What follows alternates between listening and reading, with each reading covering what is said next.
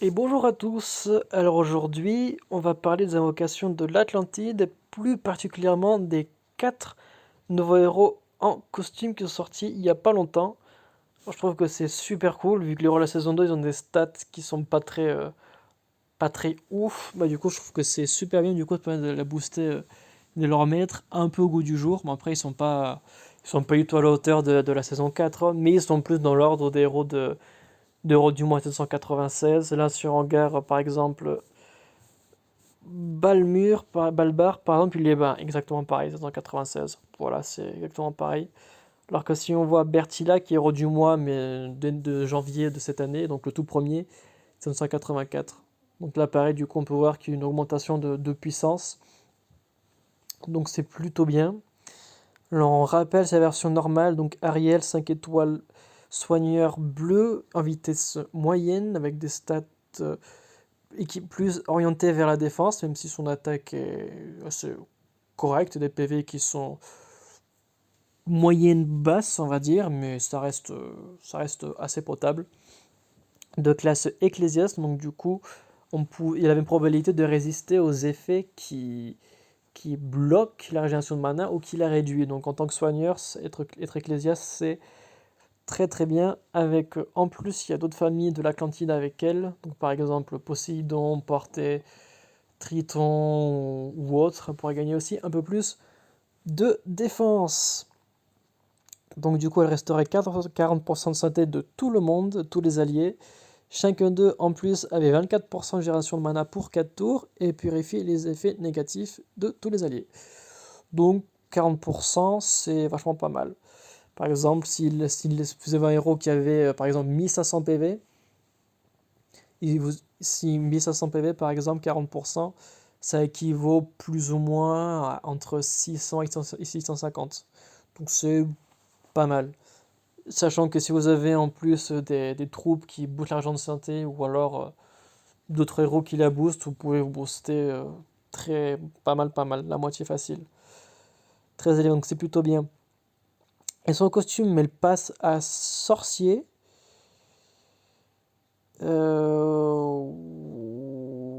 Oui, sorcier, pourquoi pas. Oui, pourquoi pas. Le sorcier va bien avec son costume, de genre son style d'image qu'on voit. C'est vrai qu'elle a la tête plus d'une sorcière. Il a plus de tête du l'ecclésiaste ou à la rigueur. Là, la tête du sorcière. Par contre, un sorcier qui soigne, c'est pas.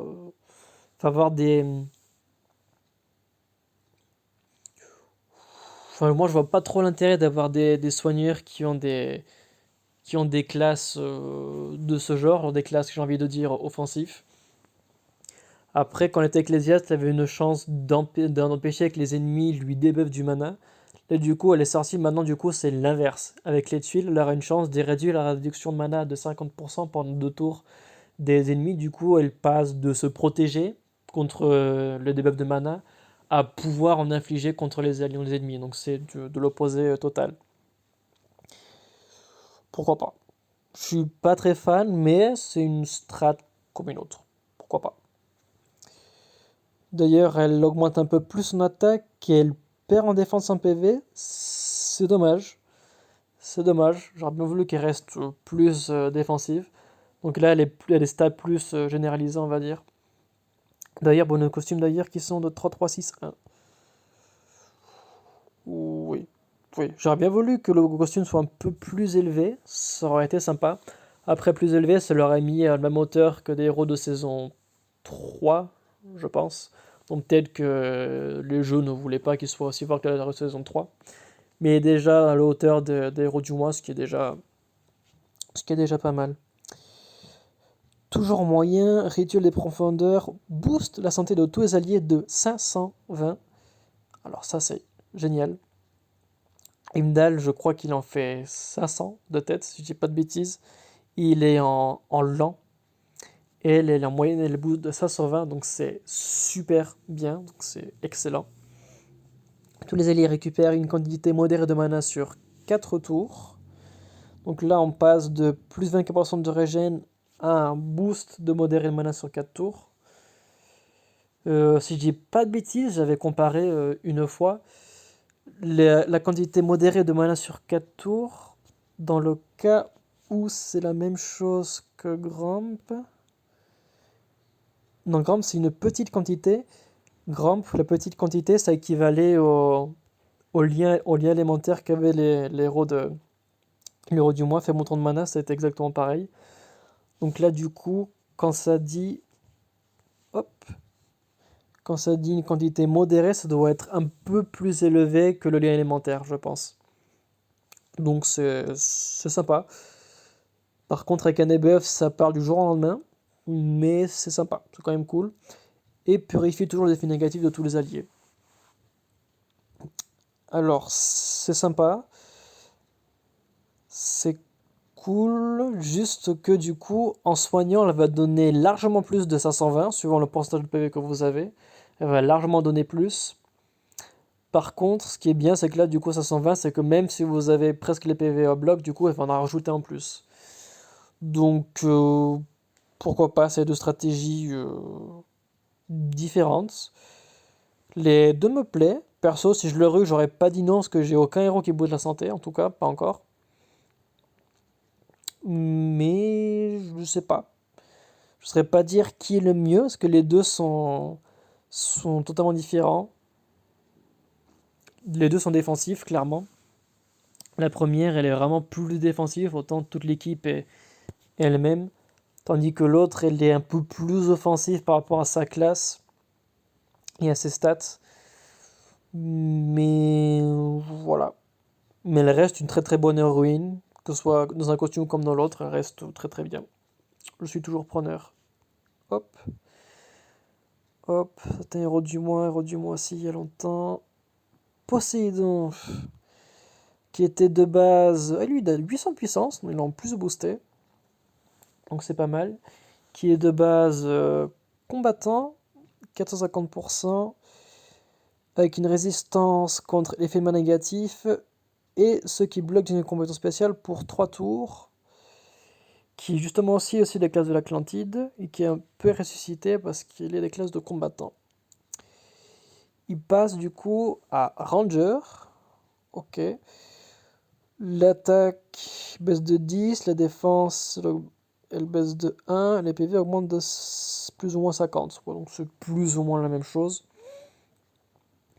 Plus de costumes, pareil, on va rester pareil sur tout le monde, je pense. Inflige 80% de dégâts à la cible. Ok, donc il perd 10 d'attaque, mais il gagne 30% dans sa compétence spéciale. Donc c'est très bien, c'est très cool. Et tous les alliés sont immunisés contre les nouveaux effets négatifs pour 3 tours. Oui, donc là son costume il est carrément beaucoup mieux.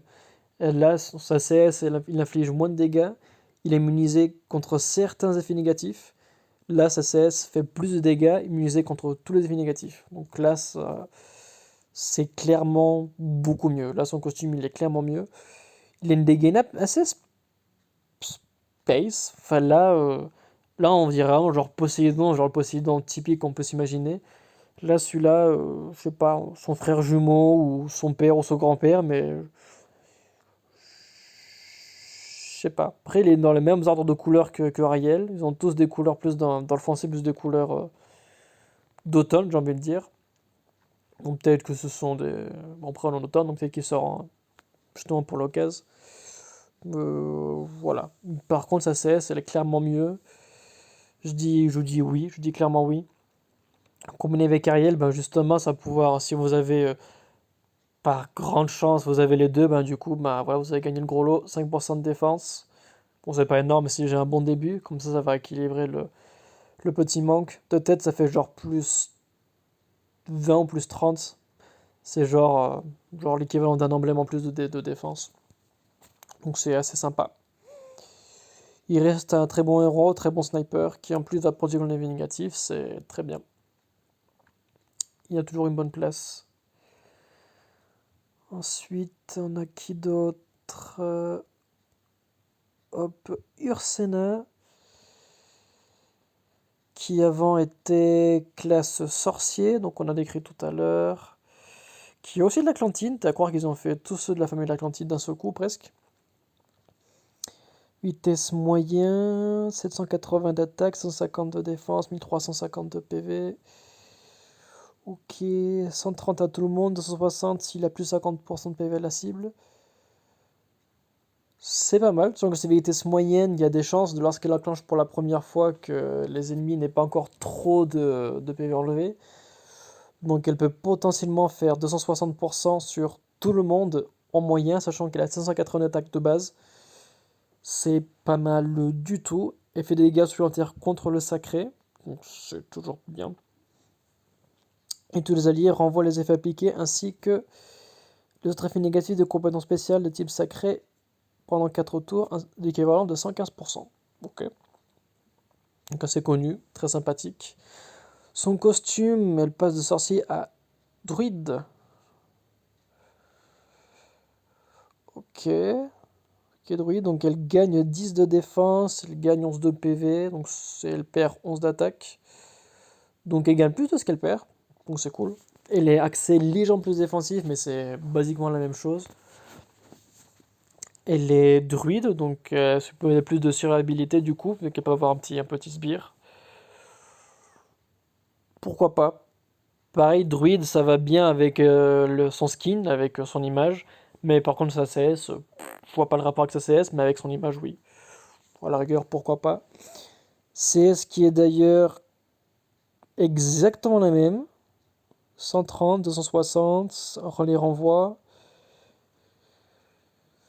Sauf qu'à la fin, son attaque fait pas de dégâts en plus contre le sacré. Tous les ennemis sacrés, ok, donc que les sacrés, donc c'est pas tout le monde, tous les ennemis sacrés reçoivent 54% de moins de défense contre les ténèbres pour 4 tours.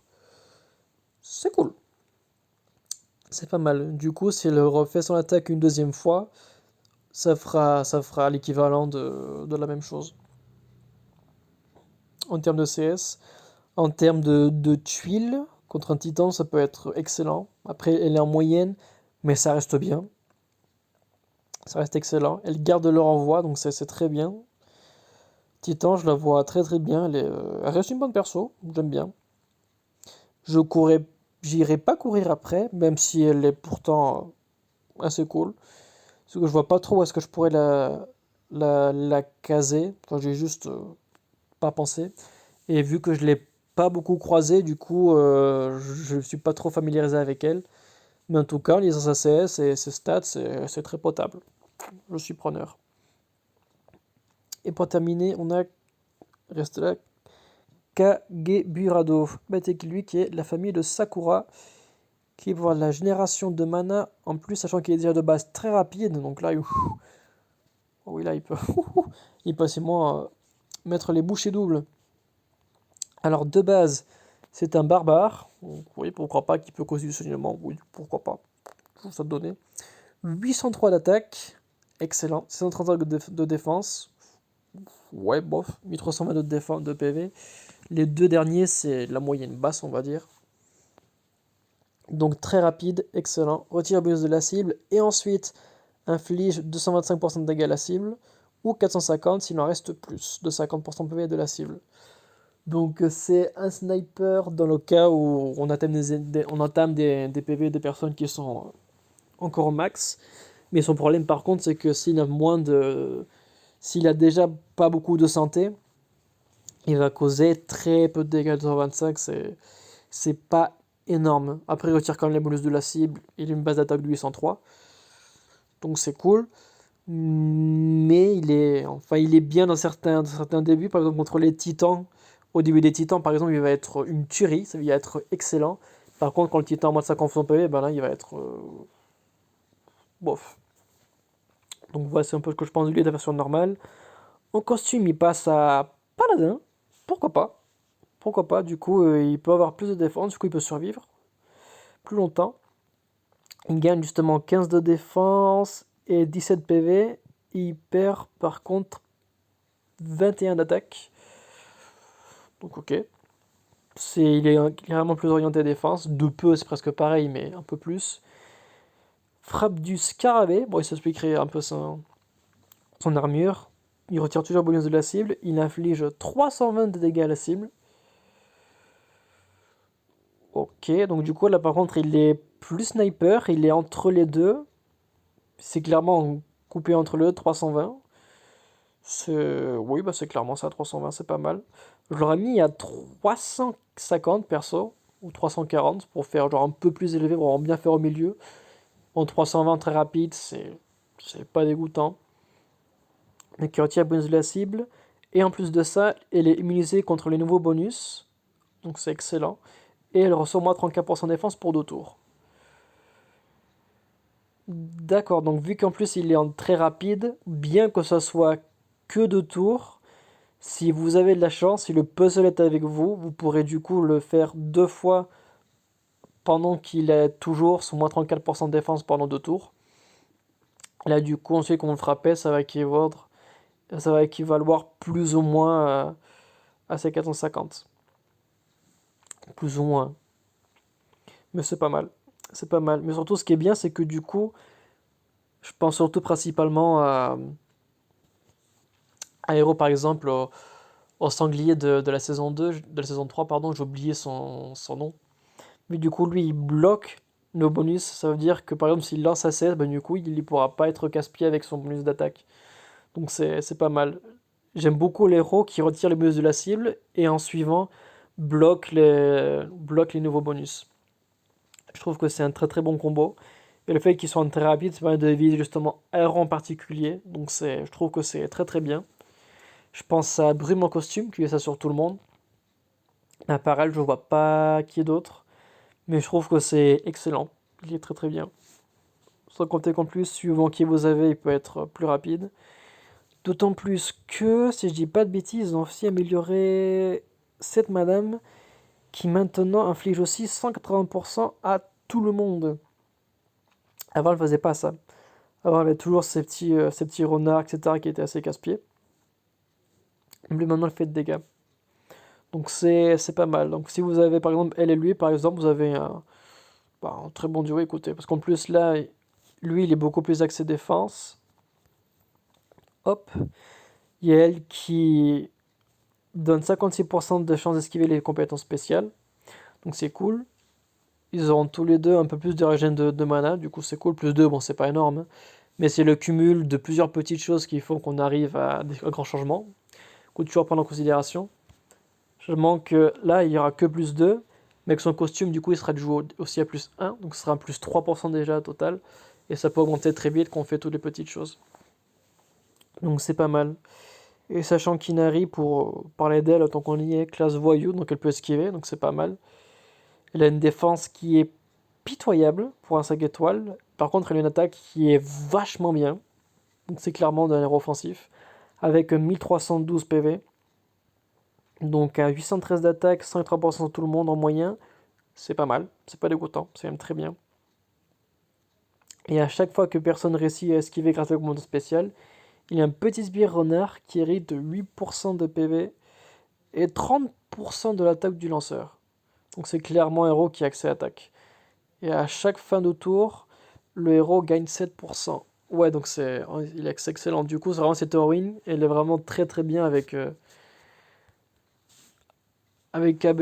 Kageburado, je vais y arriver, parce que du coup, ça lui donne vraiment pas mal de mana, si vous avez de la chance, avec les sbires et le bonus de famille autre. Du coup, ça pourra permettre d'enchaîner le frappe scarabée assez rapidement. Et elle deviendrait une tuerie sympa qui, en plus d'esquiver, peut augmenter sa défense. Du coup, ça devient quelque chose qui est très, très intéressant. Après, 8% de PV, c'est pas énorme. 8%, 10% de 1300, c'est 130.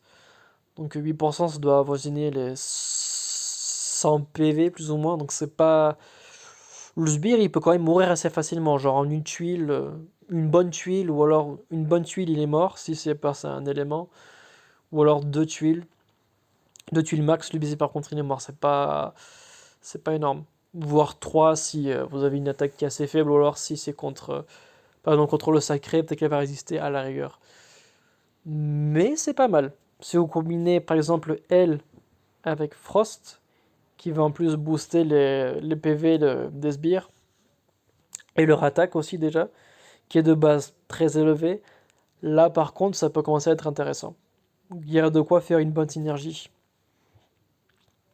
Voilà. Voilà pour moi. Et voilà pour moi, pour aujourd'hui. Je pensais qu'il allait faire un costume pour lui, pour ça que je regardais, mais non, il n'a pas. Pour voir qu'il est déjà sympathique. Mais bon. Là, ouais, c'est bien eux les seuls qui ont les costumes pour le moment. Je sais pas s'ils en feront plus tout à l'heure. Enfin, tout à l'heure, la prochaine fois. Mais c'est déjà pas mal. Je sais pas du tout comment je vais faire pour en avoir plus maintenant, vu que j'ai déjà fini la saison 2 tout en entier. Donc là, les jetons, enfin les pièces de l'Atlantide en tout cas.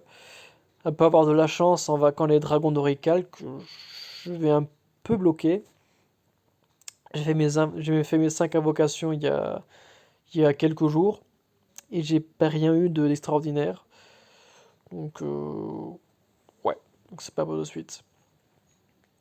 Mais bon, voilà pour aujourd'hui en tout cas. J'espère que ça vous a plu et je vous souhaite à tous une très bonne journée.